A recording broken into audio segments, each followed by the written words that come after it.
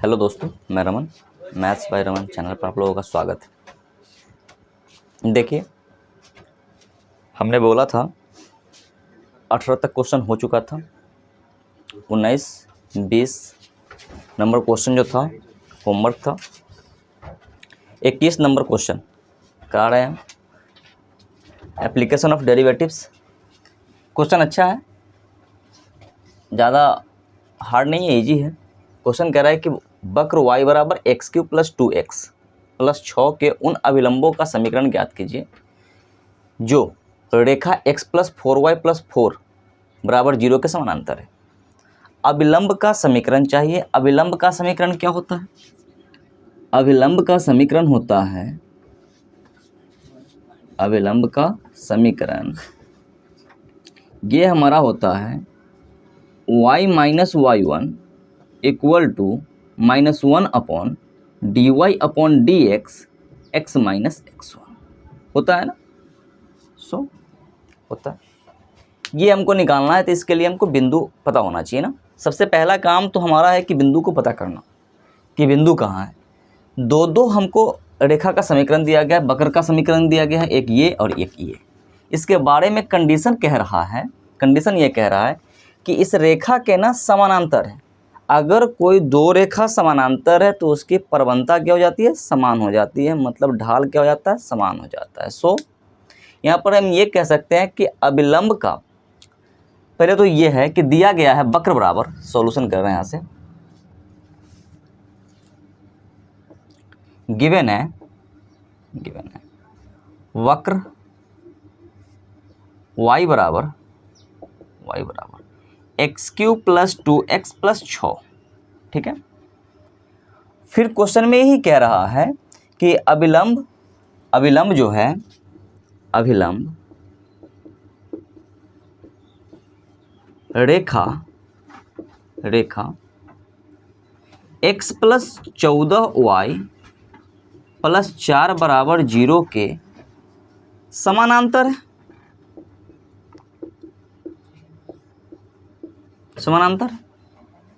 अगर अभिलंब जो है इस रेखा के समानांतर है तो मतलब है कि दोनों का ढाल इक्वल है। तो हम यहाँ पर ये कह सकते हैं कि अभिलंब की प्रवणता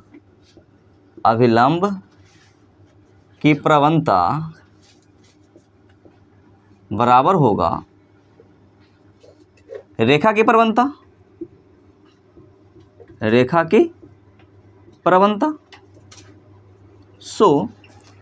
की प्रवणता हम पिछले क्वेश्चन से देख रहे हैं।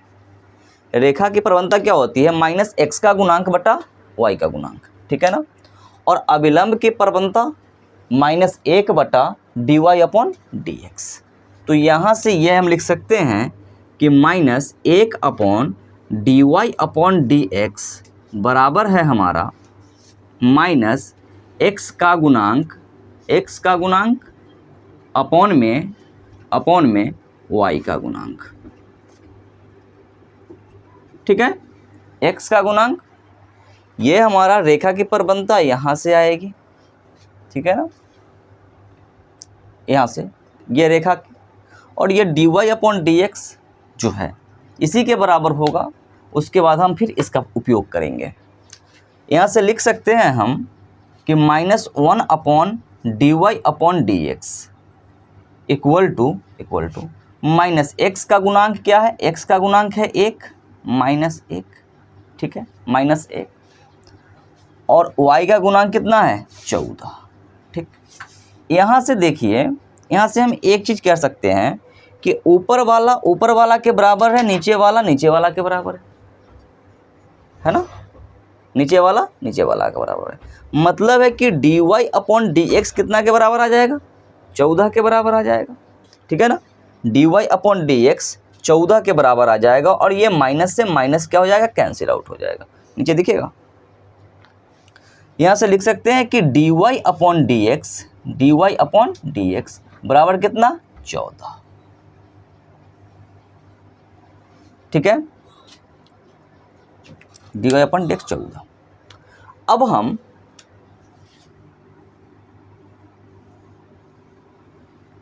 इस वक्र का dy/dx निकाल सकते हैं। प्रवणता निकाल सकते हैं।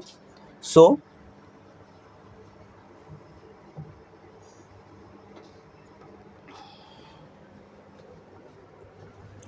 अगर हम dy अपॉन dx इसका निकालें, इसका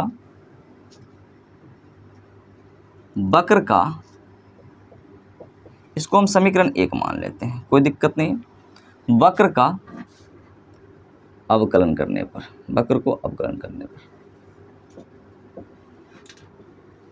तो वक्र है हमारा y बराबर x cube plus 2x plus 6, ठीक है।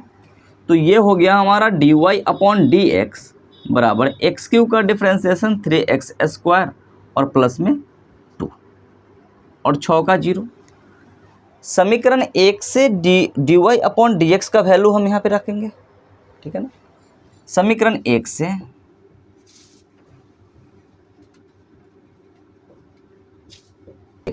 समीकरण 1 से मान लेकर के हम यहाँ पे अगर डालें, समीकरण 1 से dy अपॉन डी एक्स का वैल्यू रखने पर,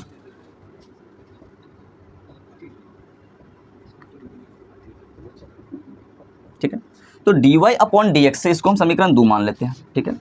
14 है इसका मान, तो 14 बराबर 3x स्क्वायर प्लस 2 आ गया इधर, तो 3x स्क्वायर कितना के बराबर, 14 माइनस 2 के बराबर। तो एक्स स्क्वायर बराबर क्या हो जाएगा, 14 में से 2 गया तो कितना बचा 12, और ये 3 4 टाइम में। अगर एक्स स्क्वायर बराबर कितना आ गया 4, तो x बराबर अंडर रूट 4 हो जाएगा। तो यहाँ से x बराबर क्या आ रहा है, प्लस माइनस 2। अब ध्यान दीजिए कि x का 2 मान आ रहा है, तो 110% y का भी 2 मान आएगा। तो जैसे ही हमको y का 2 मान और x का 2 मान आ गया, तो 2 बिंदु हमको मिल गया। उस दोनों बिंदु से हम क्या निकालेंगे, अभिलंब का समीकरण निकालेंगे, ठीक है। नीचे वो दिख रहा है ना। अगर हम x बराबर एक बार हम 2 लेते हैं, तो y बराबर क्या है हमारा, y बराबर यही है ना, x cube plus 2x plus 6। तो यहाँ से y बराबर आ जाएगा 2 का क्यूब प्लस 2 इंटू 2 प्लस में 6। y बराबर आ गया 8 प्लस 4 अच्छो 10 18। y बराबर कितना आ गया 18, ठीक है। y बराबर 18। तो यहाँ से हमको 2 बिंदु मिल गया, ठीक है। y बराबर क्या आ गया 18। अब हम फिर से बिंदु लिख देंगे। यहाँ बिंदु क्या आया, बिंदु आ गया हमारा 2,18, ठीक है, 2,18। इस बिंदु से हम अभिलंब का समीकरण ज्ञात कर सकते हैं। तो अभिलंब का समीकरण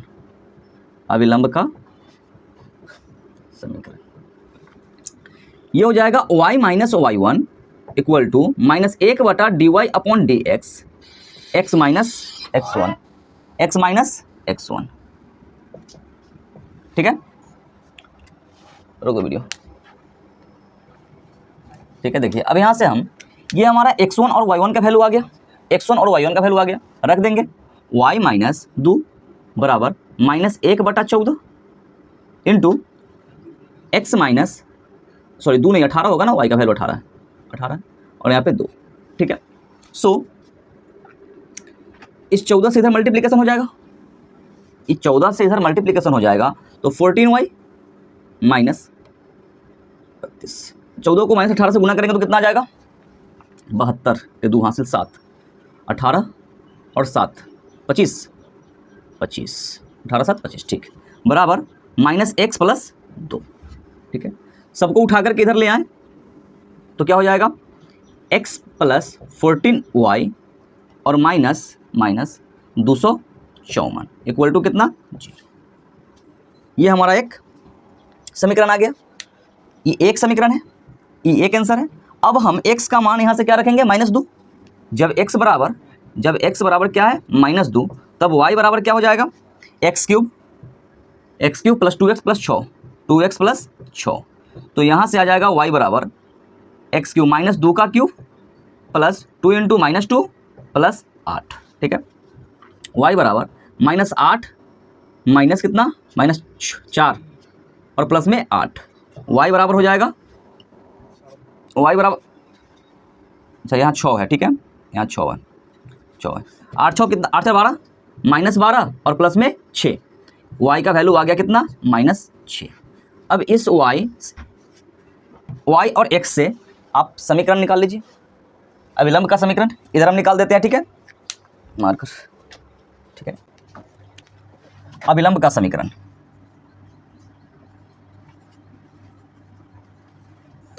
यहाँ पे ध्यान दीजिए, बिंदु हमारा है x बराबर कितना, बिंदु लिख देते हैं, बिंदु बराबर -2, -6,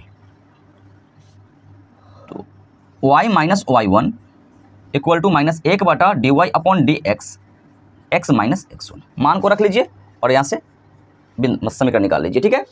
सो यही था, एक बार फिर से समझ लीजिए क्वेश्चन को समझिएगा कि कह रहा है कि वक्र जो है ना इस रेखा के समानांतर है, वक्र के अविलंब का जो समीकरण है इस रेखा के समानांतर है। हमने क्या किया कि अगर अविलंब रेखा के समानांतर है तो अविलंब का प्रवणता और रेखा की प्रवणता दोनों को क्या किए, समान कर दिए। तो रेखा की प्रवणता होता है -x का गुणांक अपन y का गुणांक, उसके बाद ये अविलंब का प्रवणता होता है -1/dy/dx, इस दोनों को बराबर किए तो आ गया हमारा -1 बराबर -1, ऊपर वाला के बराबर, नीचे वाला के बराबर, सो dy/dx 14 के बराबर, ठीक है, समीकरण 1।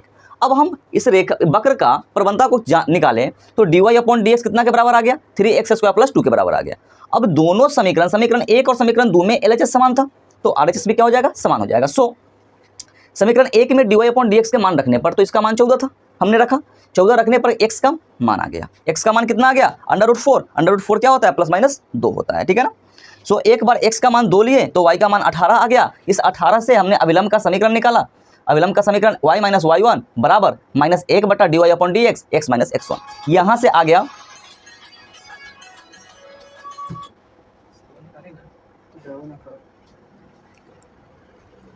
ठीक है।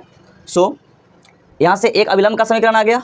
अब दूसरा कंडीशन, जब x का मान हमने लिया -2 से यहाँ y का मान -6 आ गया, -6 और -2 का मान हम अविलंब के समीकरण में डालेंगे तो नहीं आ जाएगा, आ जाएगा। सो देखिए क्वेश्चन नंबर 22 कह रहा है, क्वेश्चन नंबर 22 कह रहा है कि परवलय है एक, क्या है, परवलय है, इसका y² बराबर होता है 4ax के बिंदु AT² और 2AT पर स्पर्श रेखा एवं अविलंब के समीकरण ज्ञात करना। तो स्पर्श रेखा का समीकरण और अविलंब का समीकरण हमको पता है, उसके लिए हमको क्या चाहिए, dy/dx पहले चाहिए, तो वो निकाल लेंगे, dy/dx निकालने का प्रयत्न करेंगे। पहली बात है कि गिवन है, क्या दिया गया क्वेश्चन में दिया गया y² बराबर 4ax दिया गया है, 4ax। हम इसका अवकलन करेंगे, इसका जब अवकलन करेंगे, अवकलन करने पर, ठीक है, तो ये हो जाएगा हमारा dy²/dx बराबर dy/dx ऑफ ax, ठीक है ना, ax, ठीक है ना, लिखा हुआ क्वेश्चन 4ax, ठीक, 4ax। अब देखिए यहाँ पे 4 छूट रहा है, 4ax, y का अवकलन करेंगे तो 2y आ जाएगा, ठीक है, 2y, और फिर अवकलन किसका, y का, dy/dx बराबर, यहाँ 4ax का अवकलन करेंगे तो 4a आ जाएगा, x का अवकलन 1, सो dy/dx इधर छूट जाएगा और ये 2y चलाएगा इधर, ठीक है ना, 4a अपॉन में 2y, ठीक है। अब क्या है, हमको किस पॉइंट पे चाहिए, इस पॉइंट पे चाहिए, ठीक है ना, इस पॉइंट पे निकालेंगे इसको, dy/dx हमको इस पॉइंट पे चाहिए AT² 2AT पे, तो ऊपर में हमको x रखने की जगह नहीं है, नीचे जगह है ना, x रखने की जगह नहीं है, y का मान यहाँ पे डाल देंगे, तो यहाँ से आ जाएगा dy/dx बराबर 4a अपॉन में 2 × AT, सो 2AT है ना, और 2 × 2, इसका 2 छूट गया है, 2 × 2AT, ठीक है, ये 4 से ये 4 कट जाएगा, a से ये a कट जाएगा, dy/dx कितना के बराबर, 1/t के बराबर, 1/t के बराबर, dy/dx 1/t के बराबर। अब देखिए कि यहाँ से हम स्पर्श बिंदु, यहाँ से हम बिंदु तो हमको पता है कौन सा है, AT², 2AT है, ठीक है, इसी बिंदु पर हमको स्पर्श रेखा और अविलंब का समीकरण चाहिए, ठीक है ना, इस पर स्पर्श रेखा का समीकरण। तो ये हमारा हो जाएगा y minus Y one equal to D Y upon D X X minus X one. ठीक है, y1 x1 यहाँ पे है। ठीक है, सो y माइनस 280 बराबर D Y upon D X का वैल्यू आ गया है 1 अपॉन टी, और x माइनस x1 का है 80 स्क्वायर। ठीक है, ठीक ना। सो ये t से इधर मल्टीप्लीकेशन हो जाएगा,